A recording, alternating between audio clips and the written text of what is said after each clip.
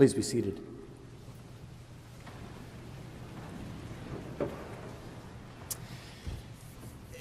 It's pretty easy to make fun of James and John, isn't it? I mean, even Jesus does it. He calls them sons of thunder.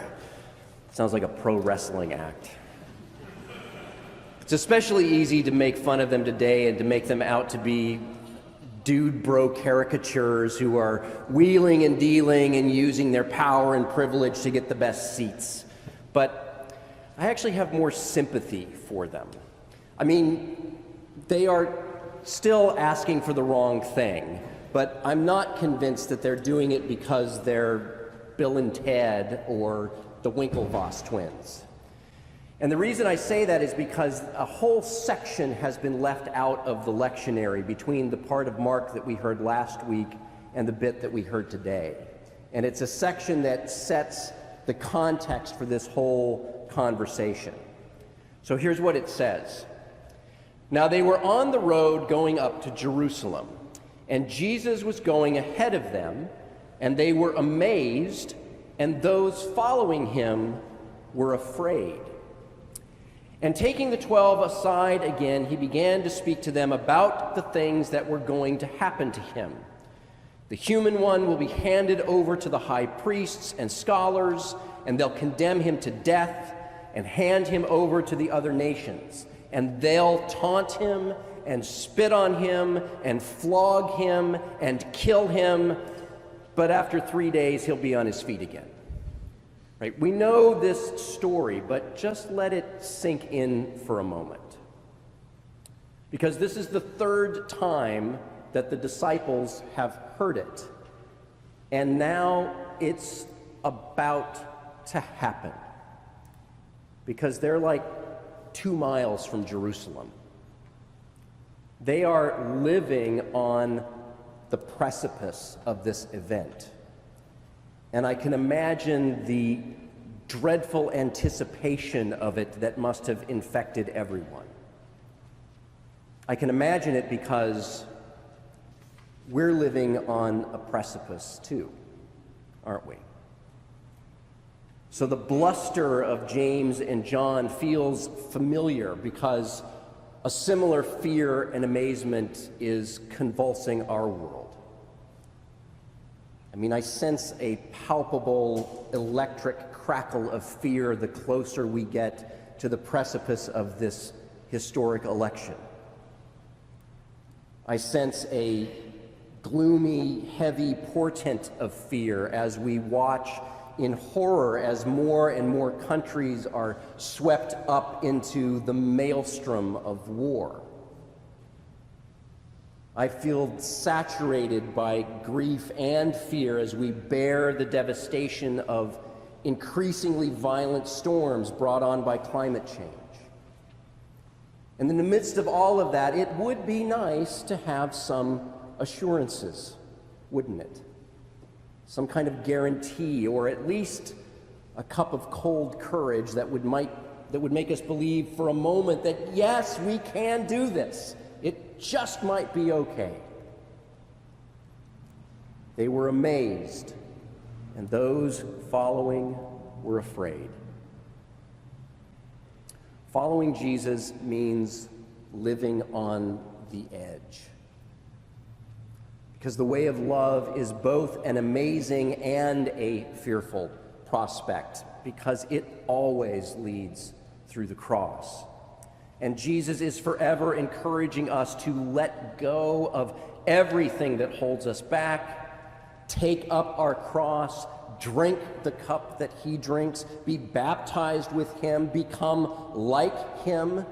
And so I think the kind of goofy bravado of James and John today makes sense, because when you're perched on the edge of something really fraught, you know how you can get sort of giddy in committing to it? Sure, we can do it. We're going to be right there with you all the way.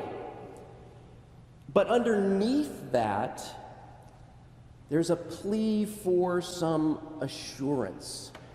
Sure, we can do it if you promise that we'll be okay in the end. Sure, we'll endure a little unpleasantness now if we have to, as long as you promise that everything will work out, that we'll get a heavenly reward. Just promise that we're going to make it. See, I get why the people who follow Jesus are anxious. Especially today, because, he's not super reassuring here, is he? In fact, he sounds a little like God talking to Job today. He never really answers the question, does he? Instead, he says, oh, there will be suffering. And despite that, or maybe because of that, we are supposed to be servants of all. And if we're paying close attention, he does say that death will not have the final word, but it is easy to miss that. It's easy to miss that when our nervous systems get overwhelmed by amazement and fear, and it's easy to stop listening then. Just like it's easy to tune out and miss any of the positive things that are happening in the midst of all of the chaos and misinformation and doom scrolling that surrounds us. But there are neighbors banding together to share supplies and help dig one another out. There are people joining to decry and attempt to dismantle systems of violence. There are people opening doors for migrants and refugees. Today's gospel, I think, contains the same good news that the gospel always contains. It's just veiled in the bravado of the Thunder Boys and a lot of mythic talk about cups and baptisms and ransoms and places specially prepared. But underneath that veneer is this same message. I get it. You're afraid. But keep the faith. And don't worry so much about how it's all going to end and who's going to make it and who isn't. Just focus on now. Be in solidarity with the people who are suffering now. Be faithful as you make the communal decisions that you will have to make in order to live peaceably with one another, in order to serve one another, in order to ensure that all are fed and clothed and have access to clean water and health care and education. Be faithful in your caretaking of the planet.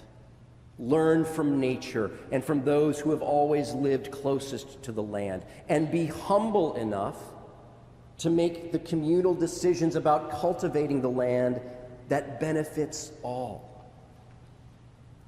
Yes, the world is scary, but you just concentrate on growing healthy, vibrant communities and creating spaces where the values of sharing and caring for one another and bearing one another's joys and griefs is honored and protected.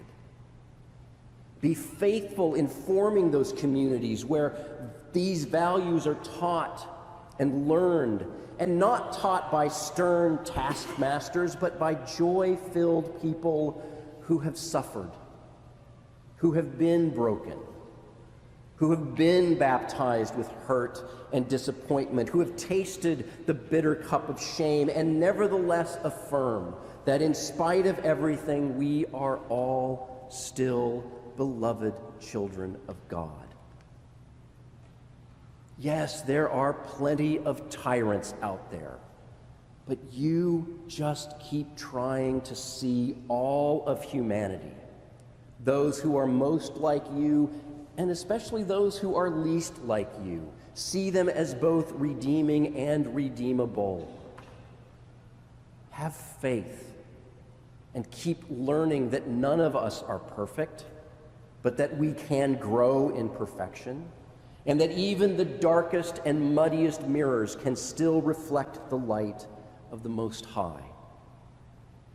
Set aside the bravado and set aside the angst and simply continue to seek God and to practice and proclaim the reality of resurrection.